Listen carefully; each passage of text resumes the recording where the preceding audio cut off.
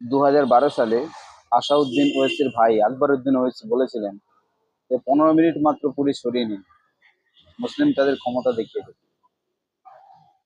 আসলে কি জানেন তো, আপনাদের বুদ্ধি হাঁটুতে আছে। সারা পৃথিবীর মধ্যে সব থেকে উন্নত এবং সহনশীল এবং ধৈর্যশীল জাতি হলো সত্য সনাতনীয় জাতি বা ধর্ম। সত্য সনাতনীয়রা এমনকি শত্রুকেও ভালোবাসতে জানে, তাই অনেক শত্রুতা করে অনেকে ছাড় পেয়ে যায়। মহাকুম্ভ মেলাটি দেখতেই পাচ্ছেন, 3.5 কোটি লোক একসঙ্গে জড়ো হয়েছে।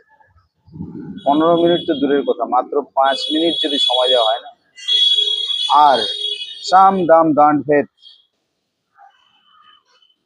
সেই যদি অস্ত্র হাতে তুলে নেয় সত্য সনাতনীয় আদিবাসী সাধারণ মানুষ, তাহলে কোনো আরিয়ান, কোনো মৌলবাদ, কোনো জঙ্গিবাদ ভারতবর্ষে থাকবে না, কয়েক মিনিটে নিশ্চিহ্ন হয়ে যাবে।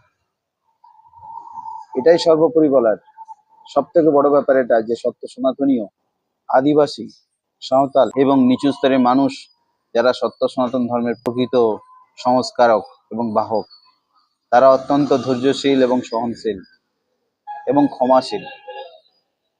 তাই ভারতবর্ষের বুকে অত্যাচার করেও, জোর জুলুম করেও, স্যার ত্যান্সে জুদা নারে লাগিয়েও, মানুষকে হত্যা করেও, কাতল করেও, জঙ্গিবাদী করেও অনেকে পার পেয়ে যায়।